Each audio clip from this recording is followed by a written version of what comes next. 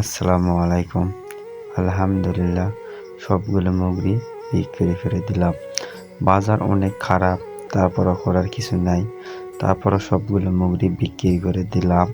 তো মুগরি বিক্রি দেওয়ার পর আমি লিটারগুলো সবগুলা তুলে নিয়ে যাই। লিটার তুলে নেওয়ার পর ঘরটা আমি জীবাণুনাশক দিয়ে 2 দিন রাখছিলাম। তো এইদিকে আমার বাচ্চাগুলো অনেক বড় হয়ে গেছে। আজকে দিয়ে আমার বাচ্চার বয়স 9 দিন। তো অনেক বড় হয়ে গেছে, এদের জায়গাটা একটু বড়কে দেওয়া লাগবে। এই জন্য যে বড় ঘরে আমি মুরগিগুলো রাখি, সেই ঘরটা আজকে পরিষ্কার করব। তো ওখানে এসে দেখি ছোট পাত্রে খাবার নাই, পানি নাই। এই জন্যে প্রথমে আমি খাবার দিয়ে দিলাম, পানি দিয়ে দিলাম। তারপর আমি ঘরের পরিষ্কার করতে আগে পড়ব। তো খাবার দিতে দেখলাম লিটারটা অনেক নষ্ট হয়ে গেছে, ভিজা হয়ে গেছে। তো ভাবলাম লিটারটা এক্সেলে দিব, কিন্তু না, কালকে তো যেহেতু বড় ঘরে মুগরি দিব, এই জন্য লিটারটা আর চেঞ্জ করব না। তো প্রথমে ঘরে এসে আমি যেগুলো পাত্র, খাবার পাত্র, পানির পাত্র ছিল, এগুলো সবগুলো বাইরে নিয়ে যাব, কারণ ঘরটা পরিষ্কার করার জন্য এগুলো বাইরে নিয়ে যেতে হবে।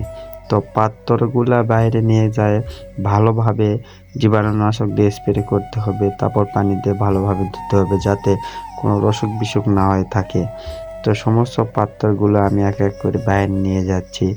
বাইরে নিয়ে যাওয়ার পর যে কাজটা করব, প্রথমে যেহেতু আমি উপরে জাল দিয়ে রাখি, এই কারণে আমার শেটের উপরে, জালের উপরে অনেক মাকড়সা বাসা করে। তাই একটা ঝাড়ুর মাধ্যমে আমি মাকড়সার বাসাগুলো সবগুলো ফেলে নিয়েছি, কারণ আলো বাতাস যেন আসতে পারে, এই জন্য মাকড়সাগুলা জালগুলো ভালোভাবে ঝাঁটার মাধ্যমে দিয়েছি। সবগুলো ঝাড়ু দেওয়া শেষ হয়ে গেলে নিচে যেগুলো ময়লা পড়ে থাকে অবশিষ্ট, সেগুলো ময়লা আমি ভালোভাবে দিয়ে থাকি, যেহেতু মুরগির কোনো মল যাতে না থাকে নিচে, এই জন্য ভালোভাবে দিয়ে থাকি। তো মলগুলো সব ঝাড়ু দেওয়া শেষ হয়ে গেলে যে কাজটা আমি করি, যে সবসময় চুন ব্যবহার করি। চুন এমন একটা গুরুত্বপূর্ণ জিনিস, চুন ব্যবহার করলে আপনার খামারের রোগ বালাই প্রতিরোধতা অনেক ভালো হয়ে যায়। যদি কোনো ভাইরাস থাকে তাহলে চুন দিয়ে রাখলে আপনার সেই ভাইরাসটা মারা যায়।